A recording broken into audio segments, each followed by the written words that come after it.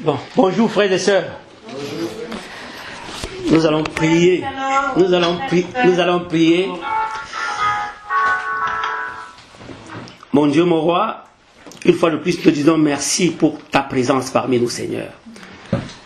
Père Tout-Puissant, tu nous as invités ici aujourd'hui, Seigneur, pour écouter ton message, pour nous abreuver de ton eau, Seigneur, mon Dieu, mon roi. Seigneur, Père Tout-Puissant, nous laissons toutes choses entre tes mains maintenant, Seigneur. Seigneur, tu m'as choisi ce dimanche, Seigneur, Papa, pour transmettre le message à tes enfants. Seigneur, prépare le cœur de chacun de nous à recevoir le message, Seigneur. Qu'aucune parole humaine, Seigneur, ne vienne se greffer à ce que tu vas dire à tes enfants aujourd'hui. Seigneur, au nom de Jésus-Christ, je laisse toutes choses entre tes mains, mon Dieu, mon roi, et que Père Tout-Puissant, que toi seul, que toi et toi seul, Seigneur, mon Dieu, mon roi, ait toute cette gloire au nom puissant de Jésus-Christ. Amen. Amen. Donc c'est vrai ce que le frère Patrick a dit tout à l'heure. Notre Dieu, il nous dit que c'est pas un Dieu de peur, c'est pas un Dieu de timidité. Donc nous frères, nous allons nous lever pour essayer vraiment de mettre à profit les talents que le Seigneur a mis en nous. Et chacun a un talent. Et c'est dans ce cadre que vraiment j'ai appelé le frère Alain hier pour lui dire, frère Alain, j'ai un message pour le peuple de Dieu aujourd'hui. Le Seigneur a mis à cœur un message pour le peuple de Dieu aujourd'hui. C'est pas moi qui prêche, mais c'est le Seigneur qui à travers moi va prêcher. Amen. C'est pas moi tout qui dit tout, mais c'est le Seigneur qui à travers moi va parler à son peuple.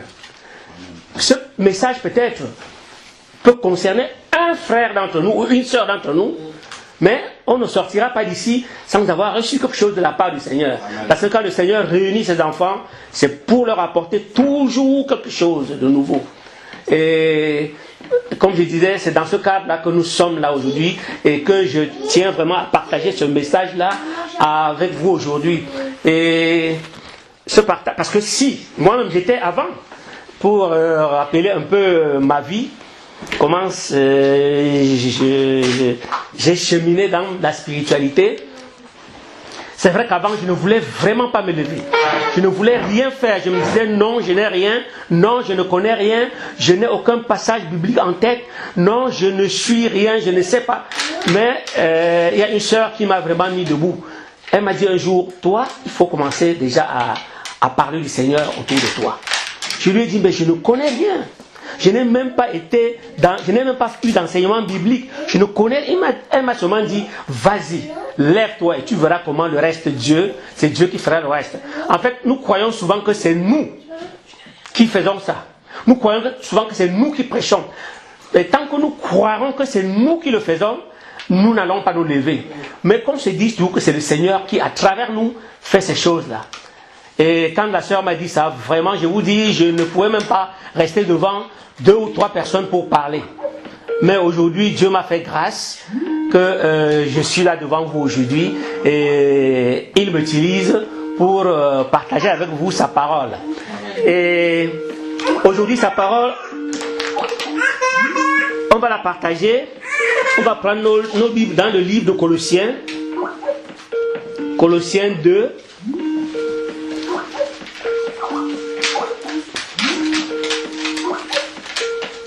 Colossiens 2, versets 6 à 10.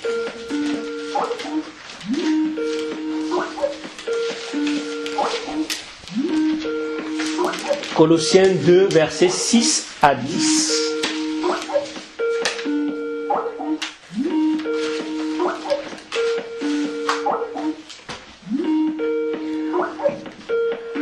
Ainsi donc, tout comme vous avez accueilli le Seigneur Jésus-Christ, marchez en lui. Soyez enracinés et fondés en lui, affermis dans la foi telle qu'elle vous a été enseignée. Et soyez-en riches en exprimant votre reconnaissance à Dieu. Faites attention que personne ne vous prenne au piège par la philosophie, par des tromperies sans fondement qui s'appuient sur la tradition des hommes, sur les principes élémentaires qui régissent le monde et non sur Christ. En effet, C'est en lui qu'habite corporellement toute la plénitude de la divinité. Vous avez tout pleinement en lui, qui est le chef de toute domination et de toute autorité.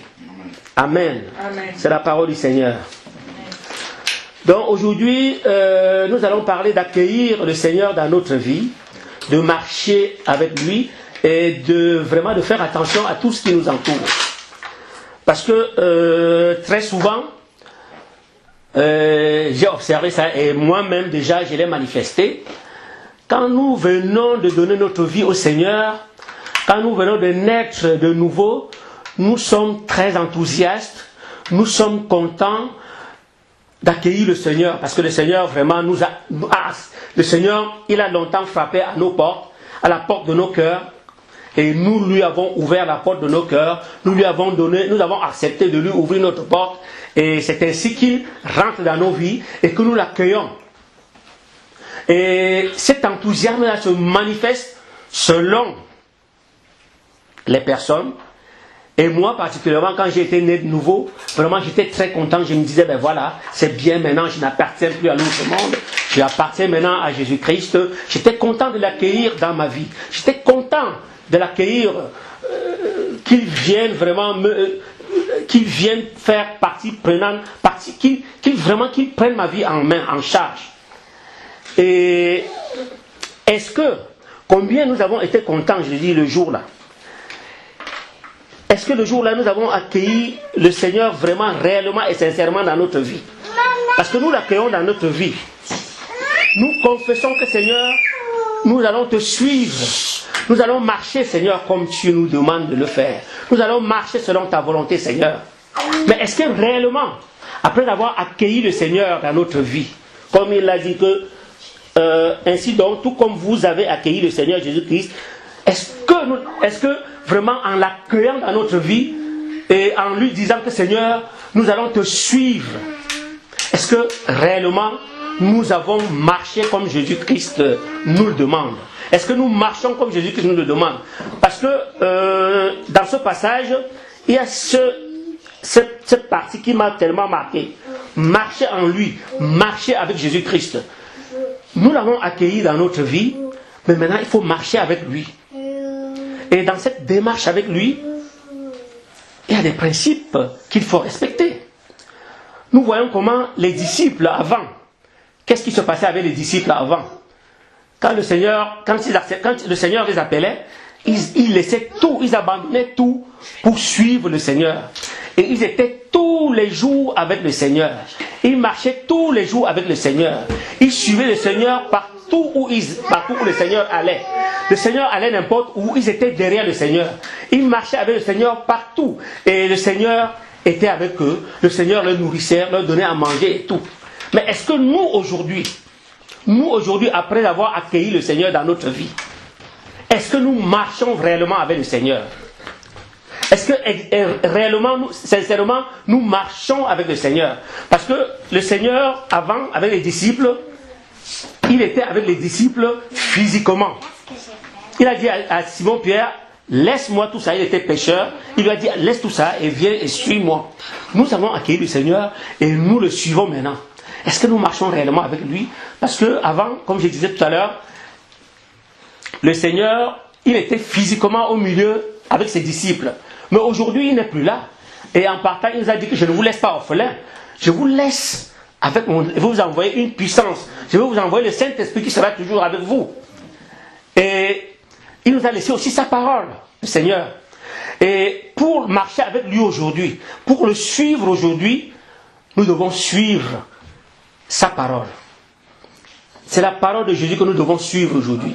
En lieu et place de Jésus-Christ qui n'est plus là physiquement, mais c'est sa parole que nous allons suivre aujourd'hui. Et quand nous regardons aujourd'hui, quand moi je regarde ma vie aujourd'hui, je me pose des questions. Est-ce que je suis vraiment Jésus-Christ? Est-ce que je marche vraiment en Jésus? Est-ce que je marche réellement avec Jésus-Christ comme il me le demande? Comme il est rentré dans ma vie, est-ce que je marche réellement avec lui? C'est-à-dire que est-ce que je marche selon sa parole? Est-ce que réellement je marche avec lui?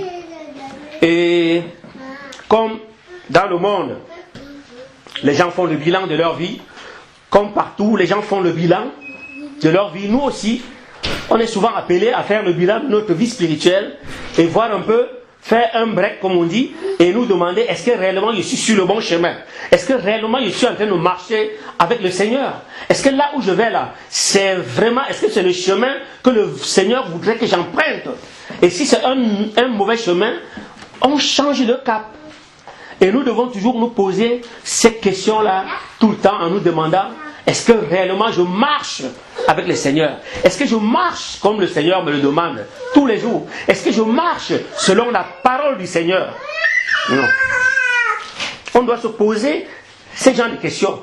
Et cette marche avec le Seigneur, ça doit être partout où nous sommes. Que ce soit chez nous, que ce soit au travail, que ce soit, c'est pas moi, dans notre couple, que ce soit dans notre famille. La marche avec le Seigneur, ça ne finit jamais. Ça n'a pas d'endroit fixe. Ça n'a pas d'endroit. Ça doit être partout. Amen. Partout où nous sommes. Ça doit être, nous devons être, parce que nous sommes ses ambassadeurs. Amen. Et quand on nous voit, on doit savoir que celui-là, il est du Seigneur. C'est un ambassadeur du Seigneur. Amen. Mais est-ce que réellement nous marchons avec le Seigneur maintenant? Est-ce que nous marchons selon la parole de Dieu? Donc nous devons faire vraiment cette analyse-là de notre situation spirituelle et savoir si réellement nous marchons avec le Seigneur. Si nous marchons réellement selon la parole du Seigneur.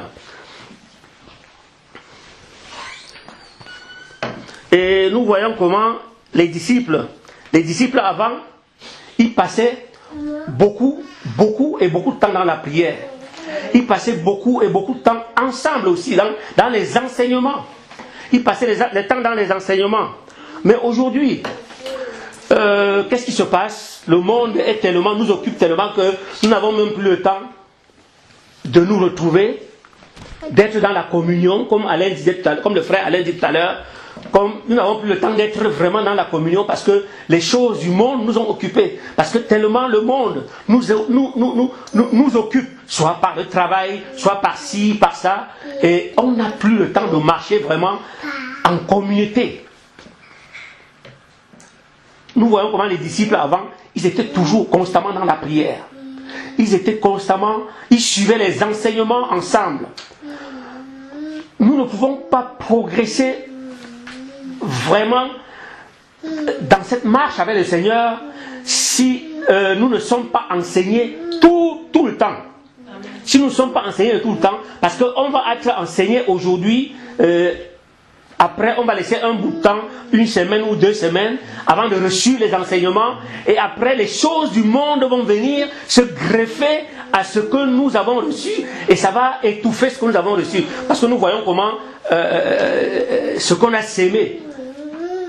Le semeur, il sème, mais au milieu, il y a les mauvaises herbes qui poussent.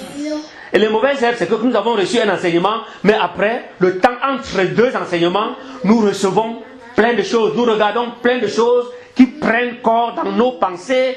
Et finalement, même les enseignements que nous avons reçus, nous essayons d'oublier. On oublie. Et ce qui fait que vraiment ça compromet notre marche avec le Seigneur. Nous devons être tout le temps, prier sans cesse. Le Seigneur nous a dit de prier sans cesse et de prendre et de toujours avoir sa parole en main. Parce qu'il n'y a de vie que dans sa parole. Il n'y a de vérité que la parole de Dieu. Nous devons marcher vraiment avec Jésus-Christ, qui aujourd'hui n'est plus là physiquement. Mais sa parole est là. Sa parole est là avec nous. Et donc ça veut dire que Jésus-Christ est avec nous.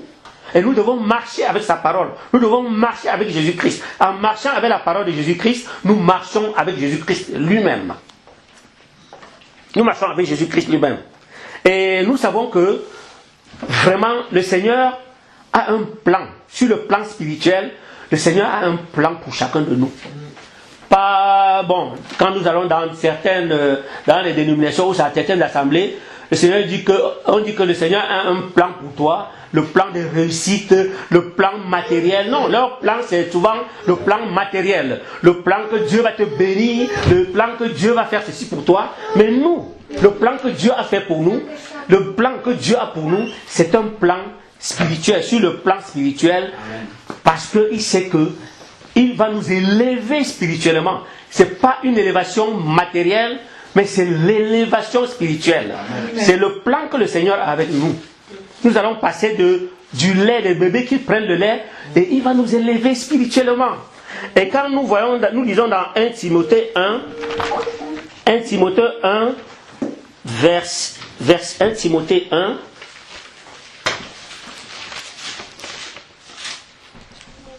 verset 1,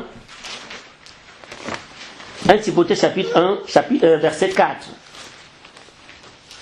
1 Timothée 1, verset 4.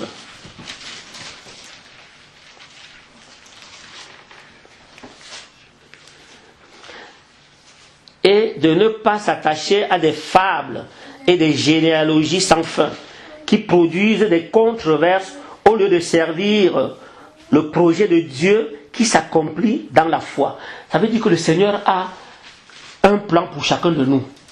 Le Seigneur a un projet pour chacun de nous. Le Seigneur a un projet pour chacun de nous qui sommes ses enfants. Et ce projet, ça ne peut que s'accomplir dans la foi. Dans la foi que nous mettons en Jésus-Christ. Dans la foi que nous avons en Christ. Dans la foi que nous avons dans la parole de Jésus-Christ. Si nous n'avons pas la foi là que nous mettons, si nous ne mettons pas vraiment la foi dans la parole de Jésus-Christ, dans la parole de Dieu, les projets de Dieu qu'il a pour nous ne vont pas s'accomplir. Je veux bien entendre les projets spirituels qu'il a pour nous. Nous n'allons jamais atteindre le projet spirituel que le Seigneur qu'il a vraiment pour nous.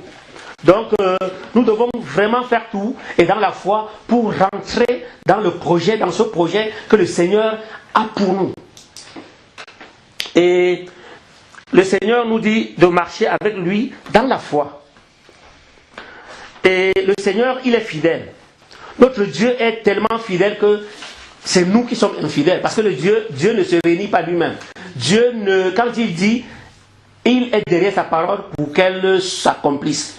Quand le Seigneur nous a promis quelque chose, il est là, il est présent, il est derrière sa parole, comme je disais, pour que cette parole s'accomplisse.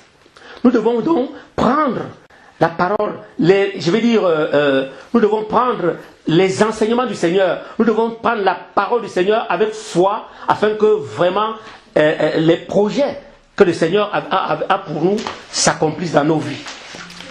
Donc nous devons marcher, comme j'ai dit tout à l'heure, comme nous avons lu tout à l'heure dans le livre de Colossiens, nous devons vraiment marcher dans le Seigneur. Il faut que nous soyons enracinés et que nous soyons fondés en lui. Nous devons être enracinés dans le Seigneur, nous devons être fondés dans le Seigneur, de sorte que même si le vent arrive, que ce vent ne nous arrache pas, mais que ça peut nous faire rompre le vent. Nous voyons souvent le roseau, quand le vent arrive, le vent fait plier le roseau, mais le vent ne peut pas déraciner le roseau. Nous devons être vraiment enfoncés, enracinés dans le Seigneur. Nous devons être fondés en lui, parce que c'est lui notre rocher, c'est lui vraiment notre assurance, c'est lui il est notre tout. Donc nous devons être vraiment marcher comme le Seigneur le demande, marcher avec lui, marcher en lui. Parce que notre marche pour un chrétien, celui qui veut marcher sans le Seigneur, sa vie spirituelle n'ira pas loin. Si nous voulons marcher selon nous-mêmes, nous n'irons pas très loin. Mais nous devons marcher avec le Seigneur. Nous ne devons pas rester derrière, mais marcher réellement avec le Seigneur et le suivre partout où il ira, comme ses disciples le suivaient partout. Comme ses disciples allaient avec lui partout. Comme ses disciples étaient avec lui partout où il allait, ses disciples étaient avec lui. Aujourd'hui, nous devons avoir la parole de Dieu avec nous, partout où nous allons, partout où nous sommes, dans tous les endroits où nous allons nous trouver, nous devons avoir cette parole de Dieu là avec nous. Et nous devons être affermis dans notre foi. Parce que très souvent, les petites situations viennent nous gâcher notre foi. Les petites situations arrivent et c'est ça, ces petites situations qui arrivent à faire que on se pose même des questions sur notre foi. Il suffit d'une petite situation, un petit souci comme ça là pour que notre foi soit ébranlée et qu'on perde notre foi et qu'on remette vraiment la parole de Dieu en doute. Alors que réellement, en tant qu'enfant de Dieu, ça ne devrait plus nous arriver. Parce que nous savons en qui nous avons cru. Nous savons en qui nous croyons. Parce que c'est le Dieu tout-puissant. C'est le Dieu qui est au-dessus de toutes les dominations et de toutes les autorités. Donc nous savons en qui nous avons cru. Donc chaque fois que nous sommes ébranlés par rapport à une situation, nous devons vraiment nous tourner rien que vers ce Seigneur-là. Et ça me ramène à nous parler d'une sœur qui m'appelle souvent pour me dire, frère Nicanor, vraiment, j'ai telle situation, est-ce qu'on peut prier? J'ai telle autre situation, est-ce qu'on peut prier? Et il lui arrive souvent de m'appeler, mais une fois, elle a reçu un coup, alors là vraiment, un coup qui l'a vraiment sommé. Ça l'a sommé, et j'ai été au courant du coup, mais je l'ai laissé faire. Je ne lui ai rien dit. Et après, je l'appelle, je lui demande comment ça va. Elle me dit ça va très bien. Je lui demande comment ça va très bien. Elle me dit ça va très bien. Je lui dis mais cette situation là que je connais là, ça s'est passé comment? Elle me dit non, je me suis tourné vers mon Seigneur. Amen. Et le Seigneur a résolu le problème rapidement. Alors que c'était une situation vraiment très très grave.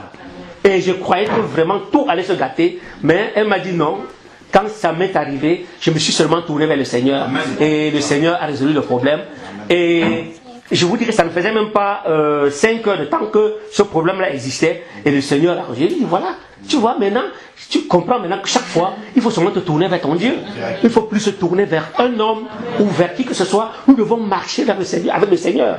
Marcher avec le Seigneur et nous tourner toujours vers lui quand ça ne va pas. Nous tourner vers le Seigneur pour lui demander le soutien, pour lui demander de l'aide. Parce qu'il y a de l'aide qu'en lui. Nous n'avons de force qu'après lui. Parce que là où nous force, nous n'avons plus de force. Mais c'est lui qui prend le relais et c'est lui qui fait toutes choses à notre place. Amen. À notre place, Seigneur.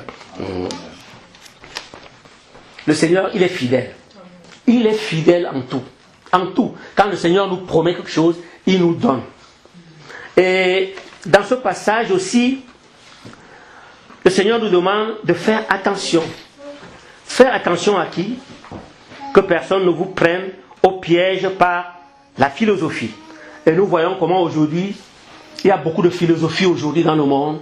Beaucoup viennent parce qu'il sait trop parler, parce qu'il est bon parleur.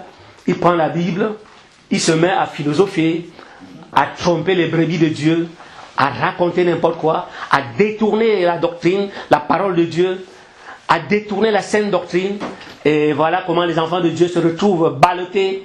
Et voilà comment les enfants de Dieu se retrouvent aujourd'hui emportés par tout vent. Mais nous devons marcher avec le Seigneur. Et nous devons faire très attention à ces genres de doctrines-là. C'est pourquoi nous devons toujours avoir le regard fixé vers Dieu, le regard fixé sur la parole de Dieu, sur la parole du Seigneur, pour éviter ce genre de philosophie. Qu'on vienne nous tromper par de fausses philosophies, par des tromperies sans fondement. Des gens, nous voyons, dehors, le Seigneur l'avait prévu, que le dernier moment, quand les temps viendront, les gens viendront, ils vont parler de bon langage, même les élus pourront être séduits. Voilà, nous voyons aujourd'hui comment ça se passe. Nous, on a suivi encore, nous suivons sur YouTube, des hommes de Dieu qui s'en vont prendre des médicaments, qui s'en vont en Inde, qui s'en vont partout au Nigeria, chez des marabouts, prendre des médicaments parce qu'ils veulent avoir des fidèles. Ils viennent, et comme les gens aujourd'hui sont friands de miracles, comme les chrétiens aujourd'hui sont friands de miracles, comme les chrétiens aujourd'hui sont friands de celui qui parle bien, de quelqu'un qui trompe, qui sait mentir, l'homme a toujours été attiré par ce qui va contre la parole de Dieu, par les tromperies. Et c'est pour ça que le Seigneur nous met en garde aujourd'hui contre des tromperies qui sont sans fondement, parce que ça ne nous amène nulle part. Cette tromperie s'appuie sur les traditions des hommes. Ça s'appuie sur les traditions des hommes. Et le Seigneur nous dit aujourd'hui de faire vraiment très attention, de faire attention sur les principes élémentaires. Les principes élémentaires qui régissent le monde. Et nous avons des principes élémentaires qui régissent le monde aujourd'hui, parce que les gens courent après. Oh, donne ceci, Dieu va te bénir. Fais ceci, Dieu va te bénir. Fais ça, Dieu va te bénir. Dieu va te bénir en te donnant beaucoup d'argent. Dieu va te bénir en te donnant beaucoup de biens matériels. Mais or, nous savons que Dieu nous a dit, cherchez premièrement le royaume et la justice. Et tout le reste, Dieu connaît mieux nos besoins que nous-mêmes. Amen. Dieu connaît tout ce qu'il nous faut. Bon, nous ne devons plus courir contre tout ça. Et les choses qui régissent le monde aujourd'hui, le monde s'est fait une philosophie aujourd'hui. Le monde s'est fait un standard aujourd'hui. Voilà. Un standard de réussite aujourd'hui. Si tu n'as pas une grosse voiture, tu n'as pas réussi dans ta vie. Si tu n'as pas une très belle maison, tu n'as pas réussi dans ta vie. Si tu n'as pas un gros diplôme, si tu n'as pas été à Harvard, tu n'as pas réussi dans ta vie. Si tu n'as pas beaucoup d'argent dans ton compte, tu n'as pas réussi dans la vie. Or Dieu, la réussite selon Dieu, c'est pas celle-là. C'est la réussite selon les hommes, mais la réussite selon Dieu, c'est pas celle-là. Et nous avons un standard que le monde a dressé aujourd'hui. Mais nous savons que nous ne marchons plus selon le monde. Nous marchons maintenant selon le Christ. Et la parole nous dit sur les principes élémentaires qui régissent le monde et non sur Christ. Donc nous ne devons plus dépendre du monde, mais nous devons dépendre du Christ. Amen. Donc c'est-à-dire que nous ne devons plus faire les choses pour faire plaisir au monde, aux gens, au regard des gens, mais nous devons faire les choses pour faire plaisir à notre Dieu, à Jésus-Christ. Donc ce standard que le monde a dressé aujourd'hui, qu'il faut avoir beaucoup d'argent pour dire que tu as réussi, il faut avoir un très grand diplôme. Je veux pas dire, les diplômes c'est pas mauvais en tant que tel. Hein. Les diplômes c'est pas mauvais en tant que tel. On va avoir les diplômes. Mais s'il faut que ces diplômes-là, que ça nous donne de l'orgueil, que ça fasse en sorte que nous, on croit que on est au-dessus de tout le monde parce qu'on a ce diplôme, c'est ça qui est choquant, c'est ça qui n'est pas normal, et c'est ça qui n'est pas bien aux yeux du Christ, c'est ça qui n'est pas bien. Dieu a permis que tu aies ces diplômes, c'est pour que dans ton travail, que tu le glorifies. Amen.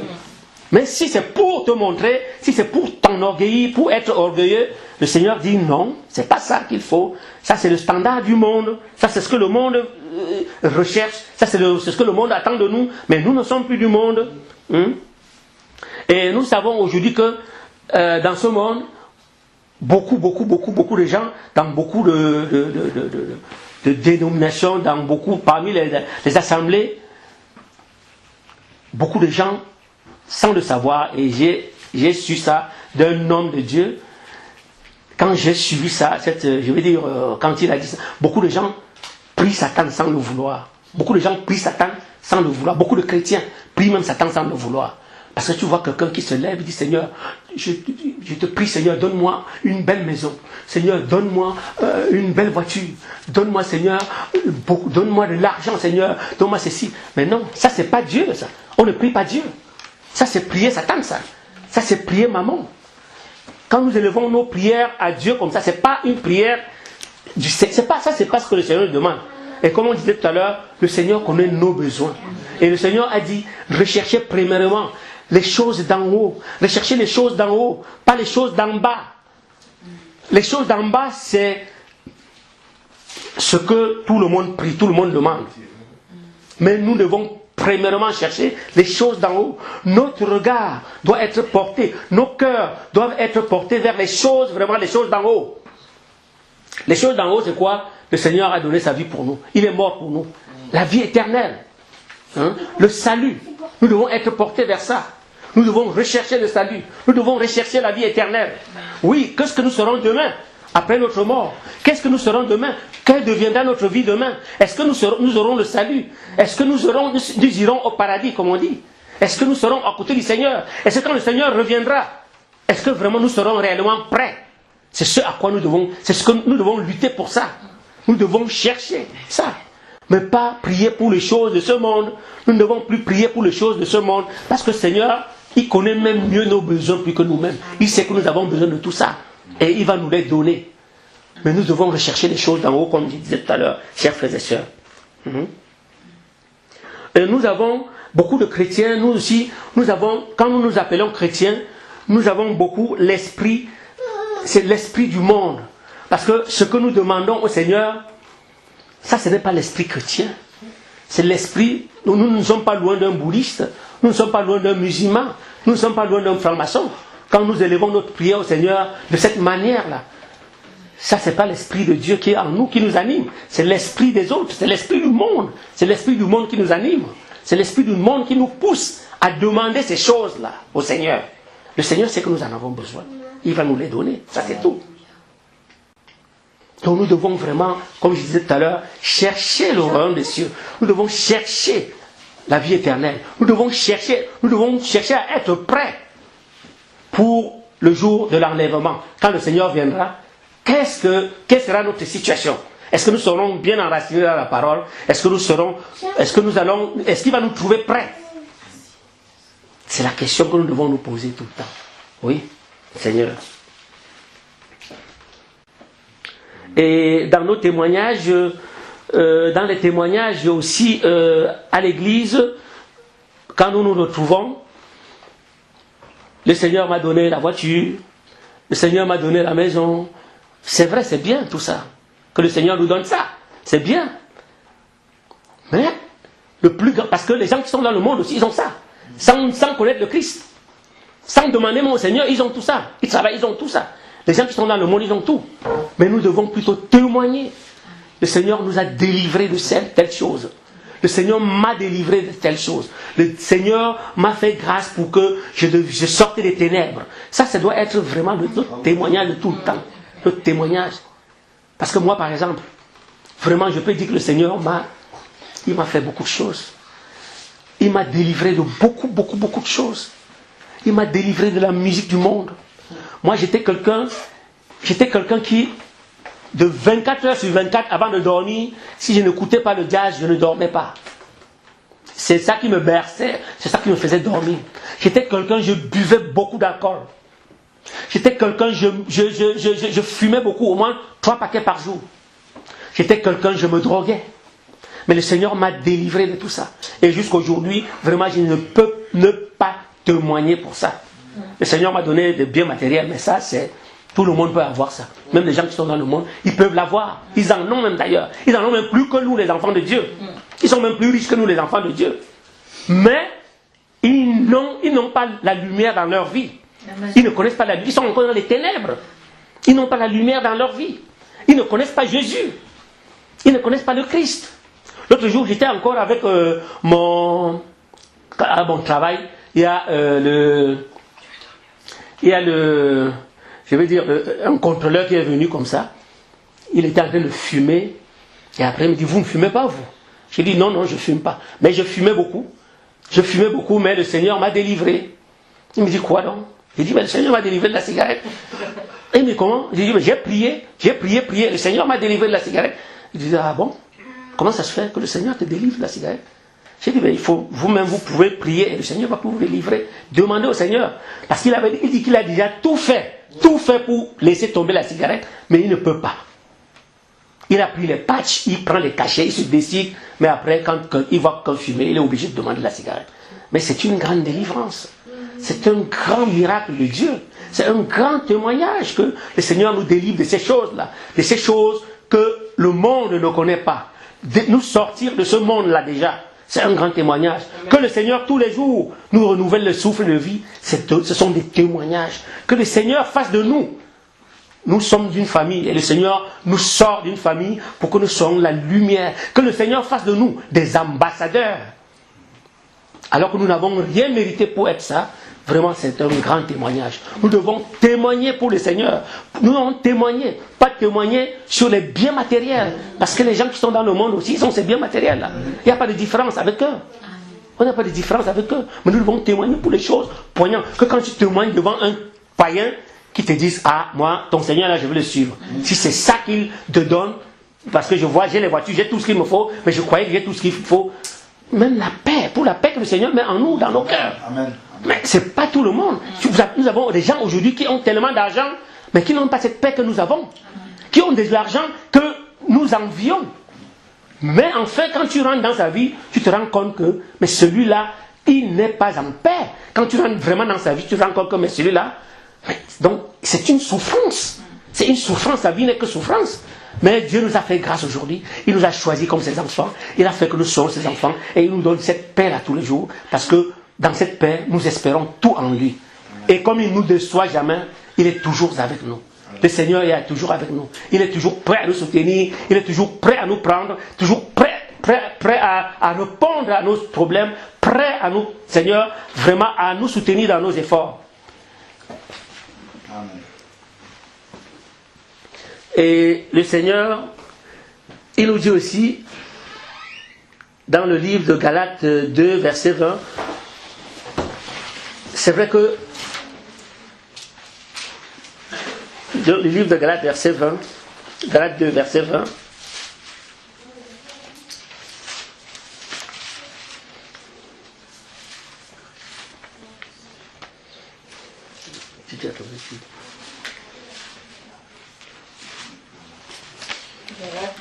Verset 20.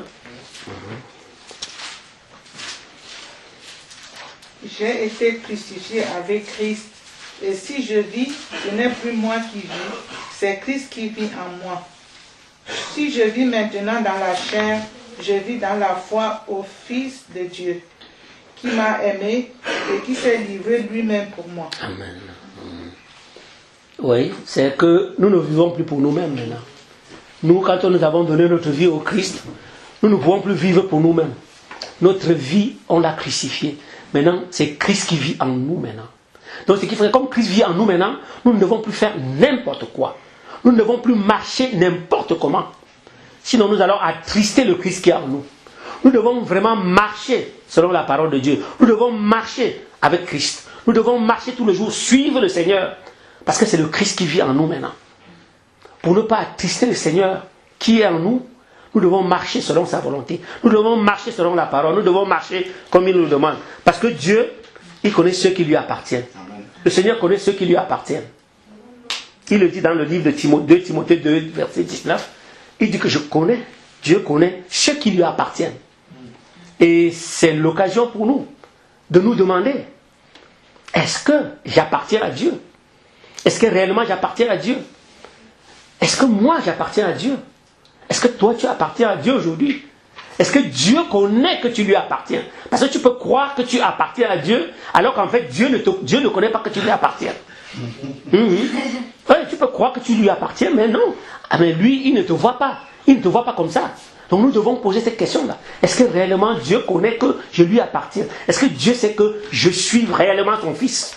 Est-ce qu'il sait réellement que je suis réellement son fils? C'est vrai que ce n'est pas facile, hein? Dans ce monde où nous vivons aujourd'hui, ce n'est pas vraiment facile de marcher vraiment comme le Seigneur nous a demandé. Mais si nous comptons sur nos propres efforts, nous ne pouvons pas. Nous ne pouvons pas le faire. Nous ne pouvons pas le faire si nous comptons sur nos propres efforts. Et le Seigneur nous dit dans le livre de 2 Timothée 3, dans le livre de 2 Timothée 3 que 2 Timothée 3, verset 16.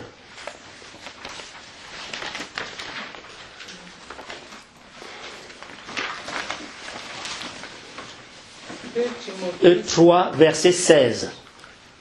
Toute écriture est inspirée de Dieu et utile pour enseigner, pour convaincre, pour corriger, pour instruire dans la justice, afin que l'homme de Dieu soit accompli et propre à toute bonne œuvre. Amen.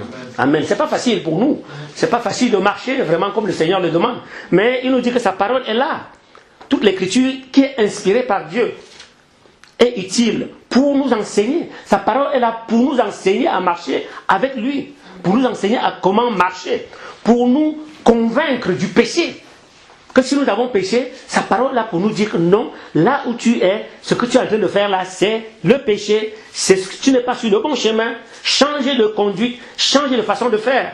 Et sa parole est là pour corriger. Sa parole est là pour nous dire que non, ce que tu viens de faire, c'est pas bon. Il nous corrige, il dit non, tu dois plutôt faire ceci. Sa parole est là pour nous instruire. Donc nous devons vraiment marcher sur la parole de Dieu. Nous devons marcher avec la parole de Dieu. Nous devons marcher avec Christ pour que ce Seigneur-là qui nous enseigne, pour qu'il nous convainc par sa parole, pour qu'il nous corrige tout le temps, pour qu'il nous instruise tout le temps dans la justice. Et parce que le Seigneur, il nous a créés et il a préparé les bonnes œuvres pour nous. Donc en fait, Dieu nous a préparés pour les bonnes œuvres. Nous avons été préparés pour les bonnes œuvres. Et ces bonnes œuvres, Dieu les a préparées pour nous. Mais maintenant, faisons tout pour que ces bonnes œuvres, pour que nous soyons en possession de ces bonnes œuvres que le Seigneur a préparées pour nous. Parce que quand le Seigneur nous voit sur les mauvaises voies, il est attristé. Dieu, dans sa patience, il est là, il nous attend. Parce que c'est un Dieu qui est infiniment patient. Mais nous devons vraiment tout faire pour marcher, comme je disais tantôt, avec le Seigneur, pour marcher avec lui. Et le Seigneur, moi j'ai quelque chose que j'ai lu Et ça m'a vraiment marqué. Nous devons tout faire pour combattre et pour faire le bon combat, comme l'avait dit l'apôtre Paul. Combattre le bon combat. Parce qu'on peut combattre, mais sans combattre le bon combat.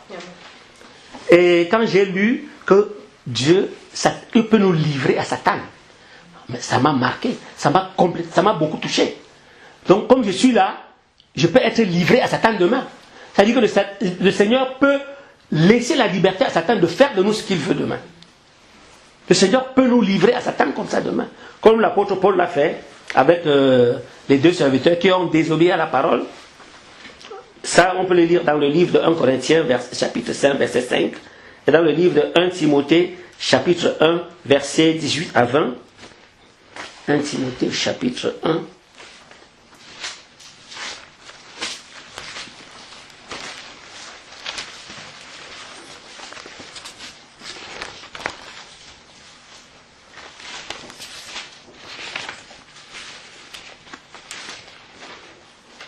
Timothée chapitre 1, verset 18. C'est verset 20. Verset 18 à 20. Timothée, mon enfant, voici l'instruction que je t'adresse, conformément aux prophéties faites précédemment à ton sujet, t'appuyant sur elles, combat le bon combat, en gardant la foi et une bonne conscience. Cette conscience, quelques-uns l'ont rejetée et ils ont fait naufrage par rapport à la foi. C'est le cas d'Hyménée et d'Alexandre que j'ai livré à Satan afin qu'ils apprennent à ne plus blasphémer. Donc, il a livré 2 personnes à Satan. Donc, nous devons combattre le bon combat pour aussi ne pas être livrés à Satan. Parce que dans ce cas, Dieu va laisser vraiment la liberté à Satan de faire de nous ce qu'il veut. Et vraiment, quand ça se passe comme ça, nous devons seulement nous repentir sincèrement, abandonner franchement et abandonner vraiment tout ce que nous avons, abandonner notre vie, notre ancienne vie, abandonner la chair, abandonner tout ce qui ne concerne pas le Seigneur, tout ce qui ne glorifie pas le Seigneur, et suivre le Seigneur.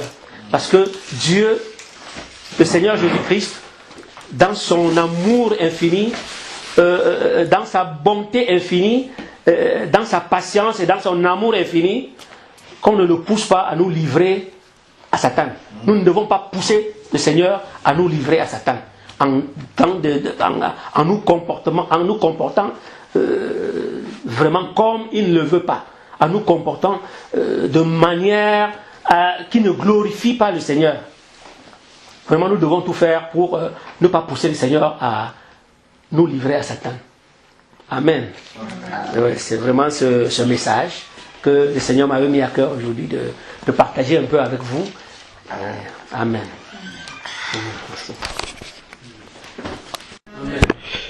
Alors, j'ai reçu quelques paroles pendant que le frère prêchait, en tout cas des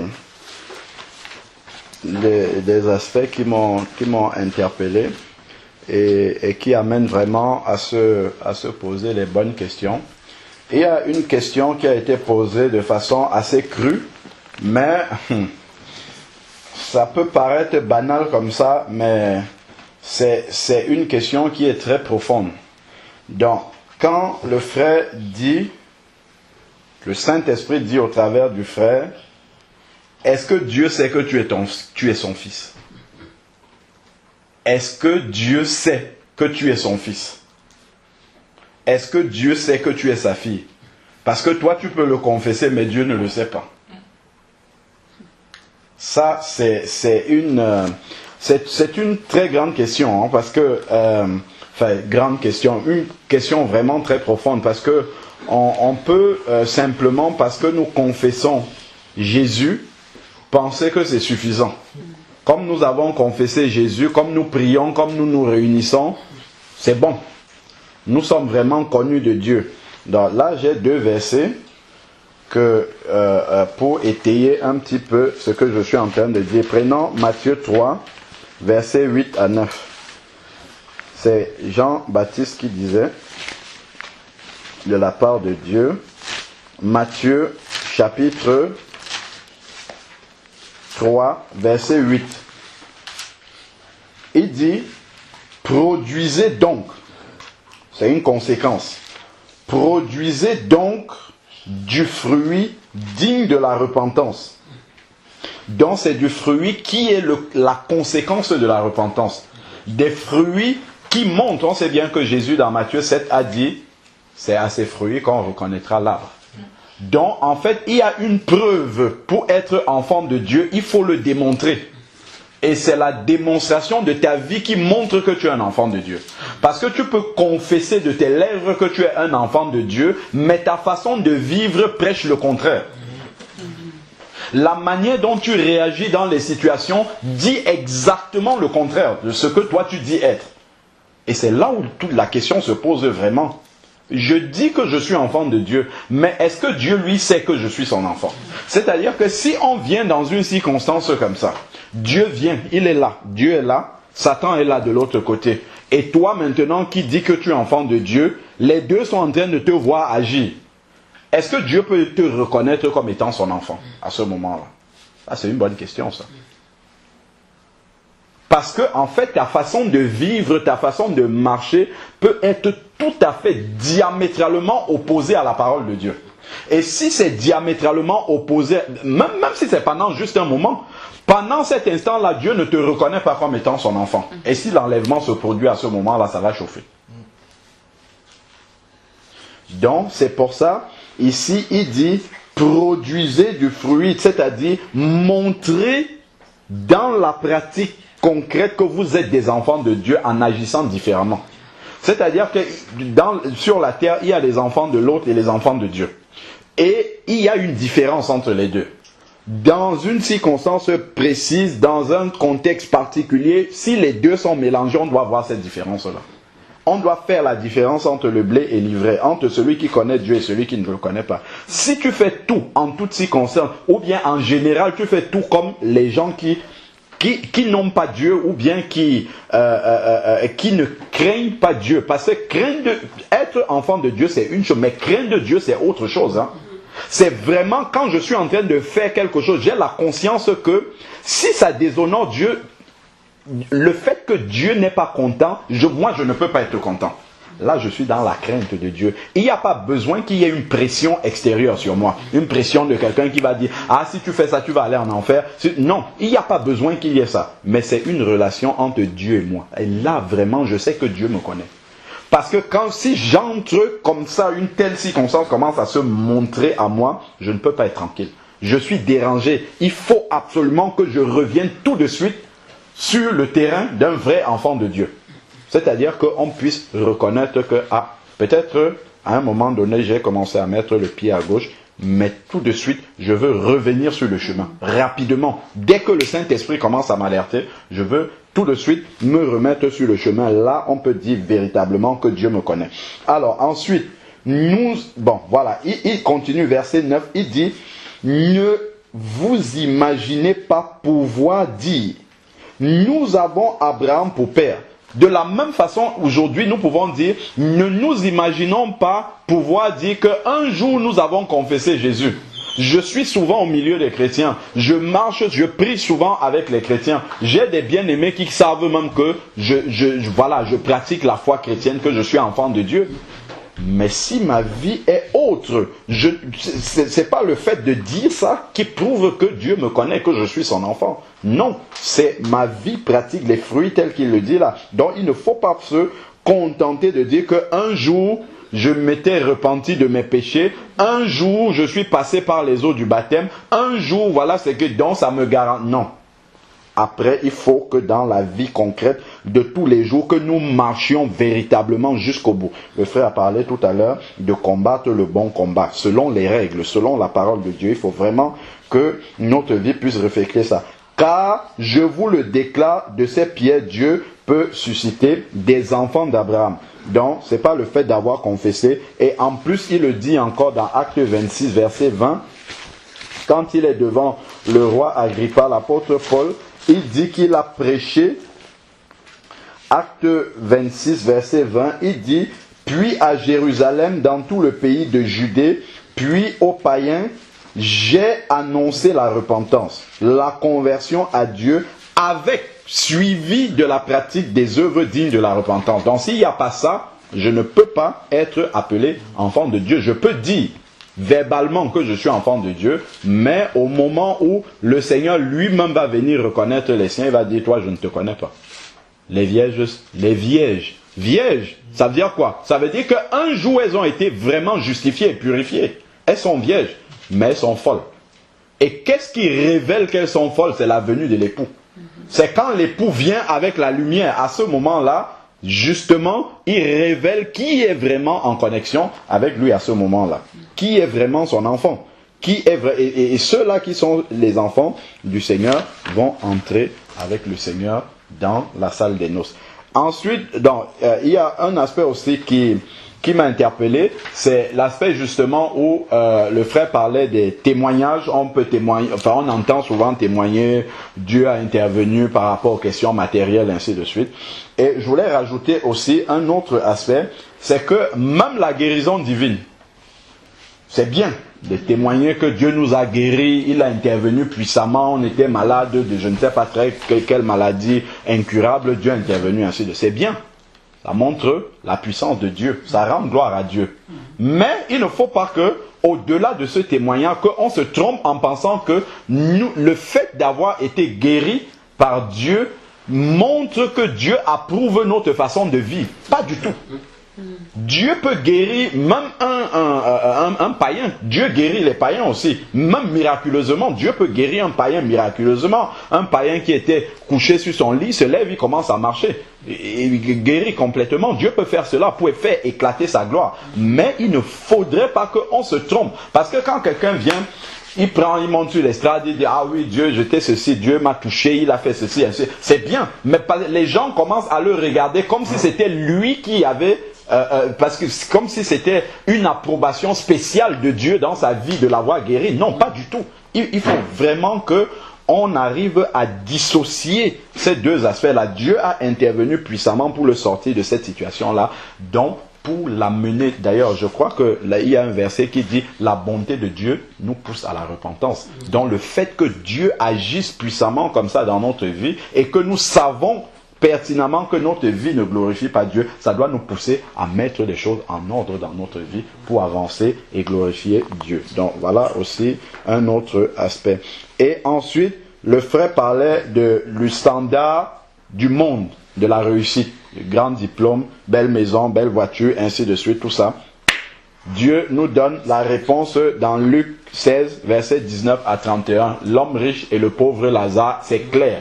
À la fin, on voit qui a réussi sa vie clairement. Donc, on a le standard du monde et on a la vérité de Dieu. Et ça, dès la mort des deux, on voit exactement qui a réussi sa vie. Philippiens 2, verset 12, nous parle de Philippiens chapitre 2, verset 12, dit « Ainsi donc, bien-aimés, comme vous avez toujours obéi, avec crainte et tremblement, travaillez à votre salut. » Donc, on a reçu le salut gratuitement, mais il faut le garder. Donc, il faut travailler à ce que ça se manifeste. Maintenant, on a reçu intérieurement, dans notre esprit, la perfection au moment de la conversion, mais pratiquement, il faut que ça se manifeste. Et c'est la croissance du fruit dans notre vie qui atteste que réellement Dieu nous connaît, que nous sommes ses enfants, que sa graine vit en nous. Et 2 Timothée 4, 7, que le frère a cité tout à l'heure, il faut que chacun d'entre nous ayons cette aspiration-là au soir de notre vie, si le Seigneur nous en laisse l'occasion, c'est-à-dire que si on a l'occasion de réaliser comme l'apôtre Paul qu'on est vraiment au soir de notre vie et que nous sommes en train de finir, que nous puissions nous retourner sur notre vie et dire « J'ai combattu le bon combat de la foi ». Parce que souvent, on voit dans les obsèques des personnes, on fait le programme des obsèques, et quelqu'un qui ne connaît pas Dieu, il n'a aucune relation avec Dieu, ainsi de suite, on écrit dessus, j'ai combattu le bon combat. Non, ce ne sont pas les gens qui doivent dire que tu as combattu, c'est toi-même, parce que toi, tu connais avec ton Dieu les détails de ta vie. dans l'intimité avec Dieu, tu sais exactement qui tu es. Si Dieu te connaît ainsi, c'est toi-même, c'est l'apôtre Paul.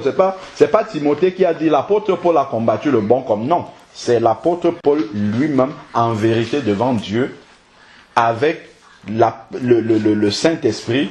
Il dit j'ai combattu le bon combat de la foi. Mais il ne dit pas ça au début.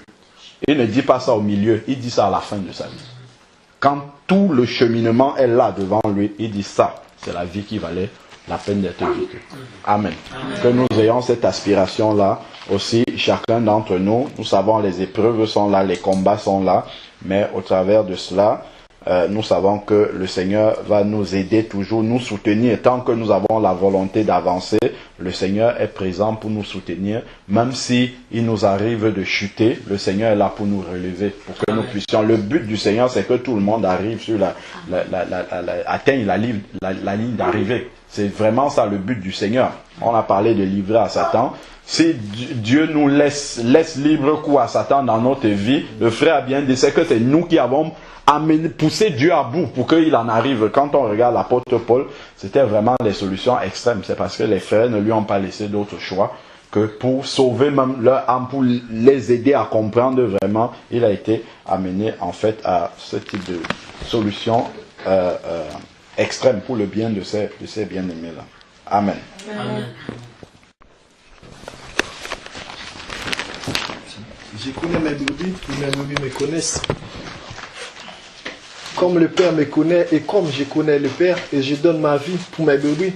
En fait, là, on voit que si quelqu'un vraiment est ancré en Jésus-Christ, il sait lui-même qu'il est en Jésus-Christ. Même Jésus-Christ, il sait aussi la personne.